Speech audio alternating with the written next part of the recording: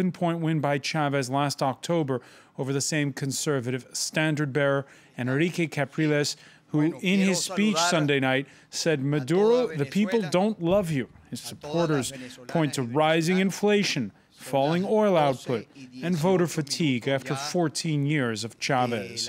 Beyond asking if Maduro can fill Chavez's shoes, and we will ask that question, there's also the question of who will be the left's new icon, both for Venezuela and all of the Americas. Today in the France 24 debate, we are asking, is Chavism dead or dying? With us, for Venezuela watcher Natalia BRANDLER. Welcome back to the France 24 debate. Welcome to Mayela, Rivero, coordinator for the Venezuela's opposition MUD party. Thank you for being with us. And James Cohen, who teaches political science, all about the Americas, at the University of Paris at Saint-Denis. No, that's over. Paris 3. Paris 3, okay. Closer to the center of town now. Indeed. Okay. That's, by the way, if you want to join the conversation, the France 24 debate on Facebook and on Twitter, our hashtag F24debate. And we have one more guest we can introduce to you right now. He's in Washington, D.C. Mark Weisbrot, co-director of the Center for Economic and Policy Research, co-writer of Oliver Stone's documentary, South of the Border, a film. I guess, Mark Weisbrot, would you say it's a manifesto supporting Hugo Chavez, the documentary? No. Well, it's a pleasure to have you. The polls had given, again, Nicolas Maduro a double-digit lead. The provisional win, 50.7%, a mere 235,000 votes difference, with the opposition demanding a recount. We're talking no more and no less than a difference. A tiny difference, as small as this. That's why I'm telling you, Mr. Candidate of the government, the big loser of this election is you and all that you represent. Long live Chavez! Long live Chavez! Long live Chavez! Victory forever! Let's take to the streets to defend this victory, to defend this triumph, in peace, and in order to celebrate with the people, and to remember that we fulfilled the Commandant's wishes. Chavez, I promise you, we have done what you wanted, independence and a socialist fatherland. Natalia BRANDLER, we hear the remarks there by Nicolas Maduro, again in his speech Sunday night, again references to Chavez. How do you explain the fact that the margin was so close? Well, first of all, Chavez is not there, and so the campaign was Maduro. The candidate of the Chavismo was Maduro, and Maduro doesn't have the same charisma. But not only that, because he could have used his support, using the emotions of having Chavez just passed away, and the emotion that created within the Chavistas, he could have used also of a very strong discourse, and he didn't. It was very blunt. It was, lots of trying to make the party, but he didn't have a really discourse about the essence of the Chavismo. That's one thing. The other thing is that the opposition is much stronger.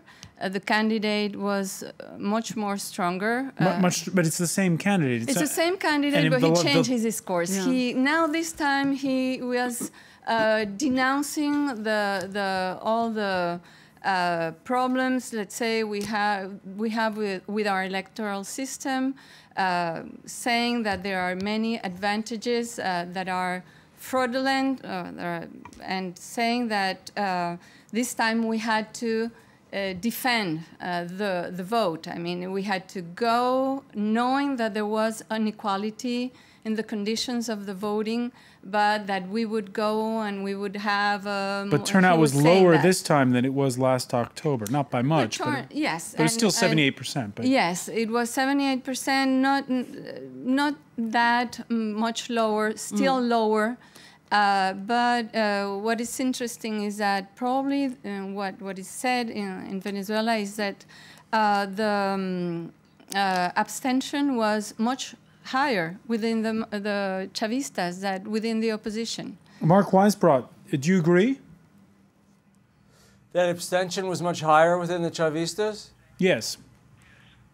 Well, I don't see how it could be too much higher. I mean, the vote was a 78% turnout. It was 81 in the last election. So unless it was all Chavistas, I don't see how the difference could be that great. It was only 3 percentage points.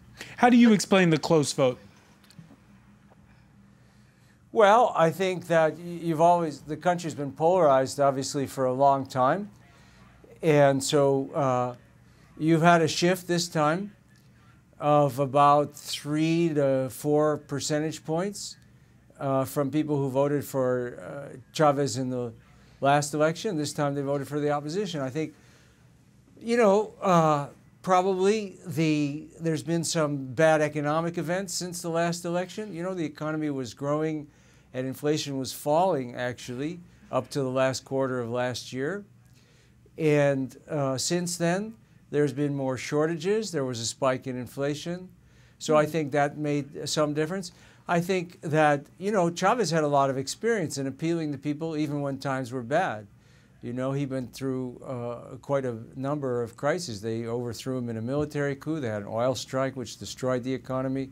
There was a recession caused by the world recession in 2009, and he was able to, talk to people and say, we're going to get through this. And obviously, Maduro didn't have the same experience in that regard. But I don't think it represents any kind of massive shift. It's just a much closer election. James Cohen, we saw that there was this state funeral that took on, at times, almost messianic airs. Mm-hmm. The campaign period very short between the time of Chavez's death and the election date, 5 weeks. That's what the Constitution calls for, right? Yeah, and yet it's a very narrow margin. What did Maduro do something wrong in his campaign? Well, if I were a member of the government party, I would be doing a lot of soul searching now, and I think that the component groups within that party are now going to have to start to clarify matters among themselves and see what went on. They're going to have to do a real autocritique. It's kind of early to really analyze the election results. One thing I did see in the Venezuelan press just a few moments ago was that Capriles did win substantially, or at least by a small margin, sometimes by a larger margin, in 9 out of 11 state capitals. So that's significant. I think that the economic difficulties that Mark Weisbrot was just talking about are certainly a factor. And I think that probably the way that Maduro waged his campaign, I don't want to be the Monday morning quarterback here, but I think perhaps the capital of sympathy that he was banking on for Chavez's departure wasn't enough. Nicolas Maduro, less charismatic than Chavez, we know that, but reminding voters on the campaign trail that he used to be a humble bus driver with supporters at times. There you see him driving his campaign bus, and supporters even sporting fake Maduro mustaches, like the one we can show you here from Twitter. James Cohen, the fake Maduro mustaches weren't enough. I guess not. I think it's kind of cool that he was a bus driver. I think that there's absolutely nothing wrong with being a bus driver and then becoming president of the Republic of Venezuela. But that's part of what's going on here. There's a shift in the class balance of power over the past 14 years, and will it last? And was Chavismo able to create something irreversible that will exist beyond the person of Chavez? We'll soon find out. Mayela, Rivero? Yes. Well, I think that the main issue is that Maduro never was presenting a program. He was never talking about something he was going to do. He was presenting all the time in front of Chavez, talking about Chavez all the time. And I think the people somehow they realize that they need something else. The problems that they cannot have food, that they have the problem of the delinquents, they have the problem of surviving the crime, trying to survive. I mean, it's very difficult conditions. Of course, there are all the programs that are in place, but in reality, the way the people are living in the country is not very good. It's not the progress, and the people cannot understand from Maduro anything that is promising nothing better from what they have. He's always presenting us Chavez. I am trying to support what Chavez told me, and you understand all the issues that he tried to talk about the connection with Chavez. The people need something else. The people need to have a program. The people need to be sure that the progress will come and that they will have opportunities.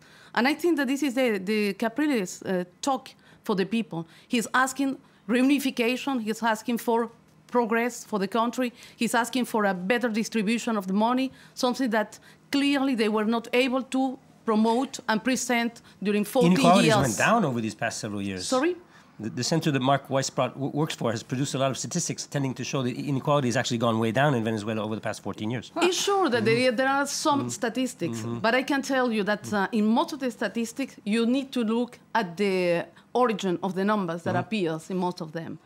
Venezuela is known as the country that you have less documents and less transparency in the real situation of the country. Are you suggesting that Mexico... About that? Go ahead, Mark Weisbrot. Yeah, I mean, this is really not a... this is not in dispute among economists and social scientists.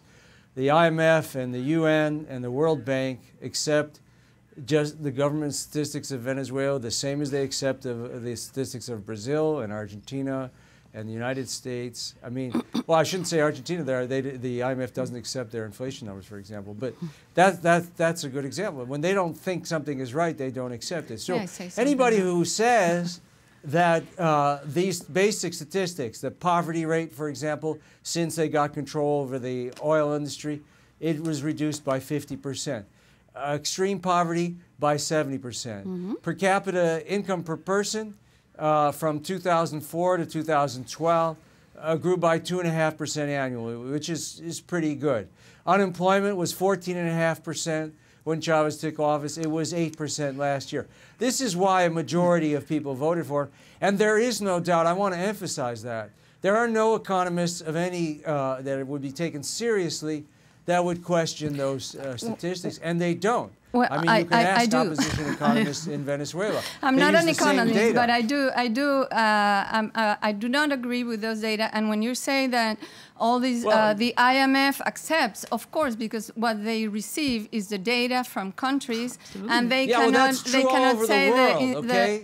They cannot say that the data that comes from Venezuela is not valid because it's a government official data. Well, they are in the case of Argentina right now. They do reject data when they don't think it's right. The way they reject the data, for example, for the petroleum production, because they can clearly know that it's not possible to have what they they say. Excuse me. It all depends on how you calculate those statistics. I'm sorry. You're entitled to your own opinion, but not your own facts. I would like to finish. The data of the institute, they have changed the way they calculate who has an income. So if you receive... So are you suggesting that poverty has not been slashed in half under Hugo Chavez? No. What they have slashed is the power of buying food, which of course makes a big difference in people's life. And I'm not saying that is not true. I mean, with an income of $105 per barrel, you know, you can do a lot of things, especially when the margin for the president's margin for use of the budget, the country budget, that was calculated with $50 per barrel and 105, the difference was something that Chavez used to do all these social programs. And I'm not saying they didn't have an impact. They did have an impact on people's life. But if you see the actual, the real situation of people who live in the barrios, their quality of life has not improved. They are not, they haven't surpassed the situation of being poor or poverty. As Mark Weisbrot was saying, though, unemployment slashed to 8%. There are also, though, accusations of growing corruption, grumbling infrastructure, most notably in the oil sector, where output is down, and skyrocketing inflation, the big problem, well above the average in Latin America. From Caracas, Alex Turnbull reports. Shopping in Caracas for everyday commodities is no easy feat. It's become increasingly difficult for 70-year-old Juana to fill her trolley. It's impossible to find everything you need in just one place. At the moment, there's no flour, and you can't find sugar or coffee either. Because of government restrictions, shop owners struggle to get their hands on dollars, the key to importing goods. And what's on the shelves is every day more expensive. It went up like crazy. The rice now costs 16 bolivars a kilo. And before, it used to cost 3 bolivars. In a year, consumer prices rose 23%. The reason is the government turned to the country's central bank to fund its social programs and pay for imports. The government injected a large quantity of bolivars. In turn, people found themselves with more cash in their wallets, went out to buy more consumer goods, which is understandable considering the inflation rate. People chose consumption over savings. Demand started rising, but not the offer. And prices rose. The country's growing inflation rate and food shortages were two of the main issues in the presidential campaign. Both Nicolás Maduro and Enrique Capriles promised they would fight the rise in the price of everyday commodities, but as the country imports more and more each year, it might prove a very difficult task. Mark Weisbrot, what does Nicolás Maduro need to do going forward? Well, I think the economy is the big thing, and it has been in the past. I think he will need to stabilize the exchange rate, which, as I said, or maybe I didn't explain it, but the economy's been growing for almost 3 years now. It had a recession in 2009 and the first half of 2010. And from the second half of 2010 all the way to the election in the last quarter of last year, the economy grew and it accelerated actually to 5.6% last year, which is quite good. But we're expecting 30% inflation for 2013. Yeah, but you see, that's because in the last quarter of last year, the government changed their foreign exchange, distribution of foreign exchange, and so there aren't enough dollars for imports. Right. And so they have to fix that system, and I think it is doable because all the dollars come in through the government, right? Through the government. 96% of their We're going to pick up on oil. that point. We have to take a quick break. You're watching the France 24 debate.